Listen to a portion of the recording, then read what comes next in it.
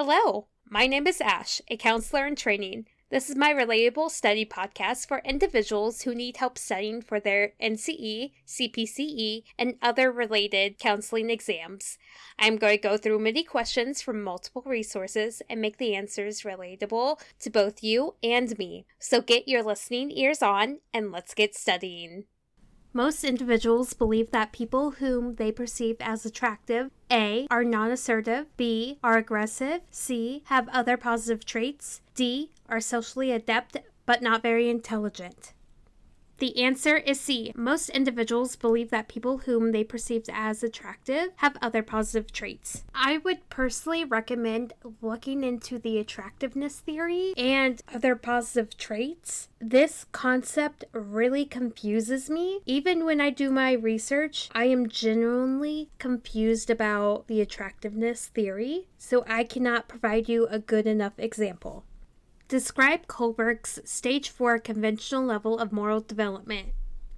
In this stage, individuals shift from basic narrow local norms and role expectations to a larger social system perspective. These social responsibilities and observations are laws that are a key aspect of social responsibility, and individuals in this stage will reflect higher levels of abstraction and understanding the law's significance. When individuals at stage 4 conventional level of moral development, they have a sophisticated understanding of the law, and when they violate the law, they will have conflict with the social duties. For example, individuals who can drive must maintain and obey traffic laws to ensure the safety of themselves and others. And when they decide not to obey the traffic laws, they will be pulled over and given a violation and a ticket because they disobeyed the law.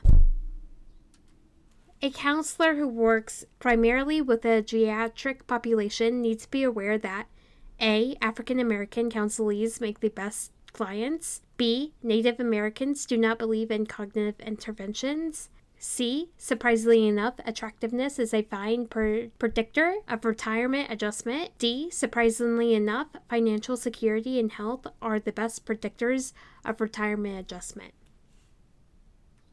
The answer is D. A counselor who works primarily with the geriatric population needs to be aware that, surprisingly enough, financial security and health are the best predictors of retirement adjustment. It's expected that these different predictors fostering research that has been studied informs the development of retirement interventions, as well as finances, social interjection, voluntary retirement, leisure, and many more factors. I would recommend looking up more research in regards to this question because the research I have found doesn't really explain a whole lot, so look up your own research for this question.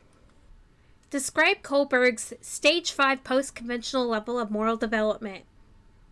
In this stage, the individual becomes aware that while laws and rules exist for the good of society, there are times when they will work against the interest of particular individuals, and these issues may not always be clear-cut, and the individual may have to decide to disregard some laws or rules in order to uphold a higher good, such as individuals participating in peaceful protests to advocate for rights, such as the LGBTQIA+ community rights, human rights, animal rights, so on and so forth, despite the potential of legal consequences. Or it could be the protection of life.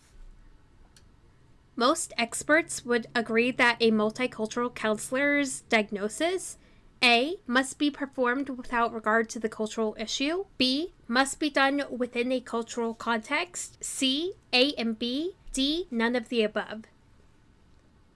The answer is B. Most experts would agree that a multicultural counselor's diagnosis must be done within a cultural context. When you look at the DSM, there is a culture section under each diagnosis for you to refer to, and you must bring in the person's culture to provide context for that specific diagnosis. That is all 5 questions for this episode. Thank you for listening. Keep calm and study on.